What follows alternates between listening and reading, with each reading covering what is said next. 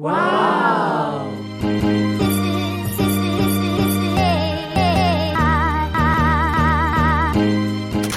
Imagine you've just come home from a long day at work to find your beautiful little baby daughter tap dancing all over your laptop. And when you pick her up to take her off your laptop, she spits out a few laptop keys that she's been chewing on somehow. Imagine you've asked out that beautiful young girl, the one young woman of your dreams. You're like, hey baby, would you like to go on a date with me to Little Paris, the fake Paris of Hangzhou? And she's like, oh yes, I'd love to. And you're like, yeah.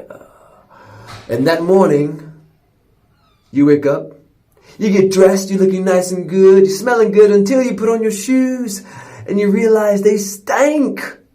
Will you let stank shoes get in the way of you and true love? Boop.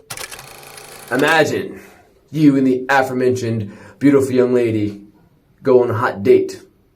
And because you are a big baller, you take her to another city for that hot date. But because you're in China and the corona is cracking down, they just canceled your flights. So you thought ahead. You bought the tickets 3 months in advance. And now you're in city X, in your hotel room, on your hotel bed. You just got off the phone with the airline or the airline provider, whatever. And they're like, hey, we're sorry to tell you, but your ticket is canceled. And we are not able to arrange a ticket for you at the same price. Thank you for doing business with us. Bye. And now you got to pay for flight tickets the next day. Or the next day, whenever they allow flights again. What do you do when that happens? Because trust me, it's not only happened to me, it's happened to other people. Now, this leg of the snowflake, in terms of making you financially fit, bam, is going to look at an insurance fund. Yes, insurance. Now, you can have housing insurance or renter's insurance or accident insurance or whatever different types of insurance. I mean, actually many different types of insurance. If only there was bad date insurance, that'd be nice. Yeah. So, going forward, for this leg of the financial fitness snowflake, we're going to look at having your own personal insurance thing set up, okay? So you can do this the same way you did medical insurance. You can take some money, stick it into an account or an asset that's appreciating in value and hopefully cash flowing, and that can pay for your insurance premium on whatever type of insurance you choose to buy and serve as a cash cow in case anything happens and you got to take care of business, all right? Now, I think it's important generally to have anywhere from $1,000 to $5,000 in cash readily available, okay? For these things that might happen. Because you might need a brand new laptop the day before your presentation to Microsoft. Yes.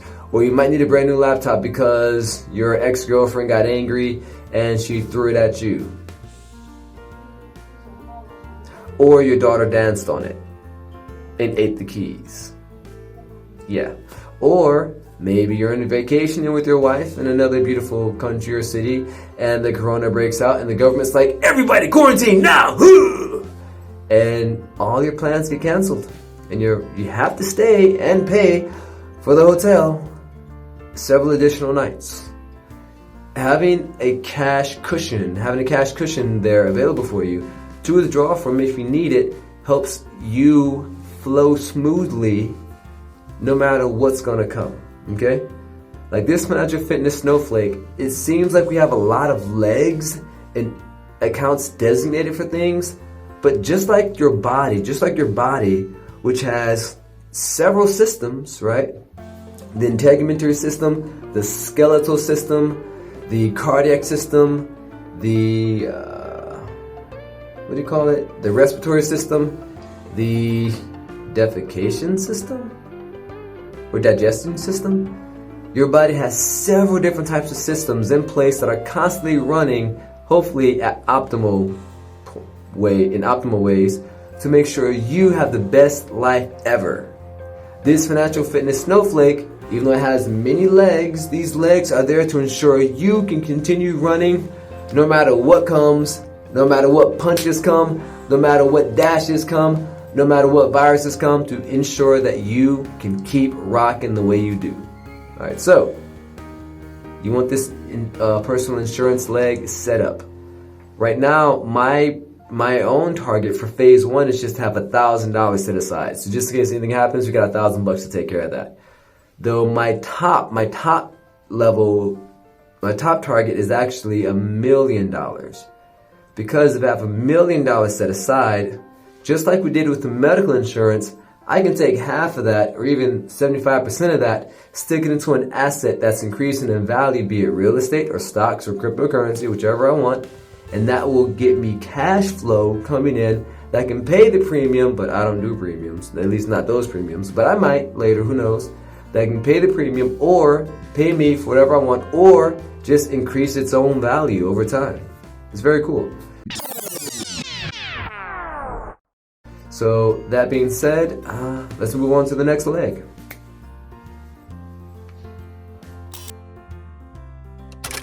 So now, we've got our medical fund set up. We've got our medical insurance fund set up. We got our insurance fund set up. We have our other living for funds set up. You notice we've been doing a lot of defense. That's a lot of defense. So if life comes at us, we're like boom, boom, boom, boom, boom, back, bam, up in the face, right? We can handle it. So now, what about the other side? Some of you out there might be wondering, okay, Mr. Helsing, we understand we need all this money and stuff set aside to provide for us protection, but isn't there something more?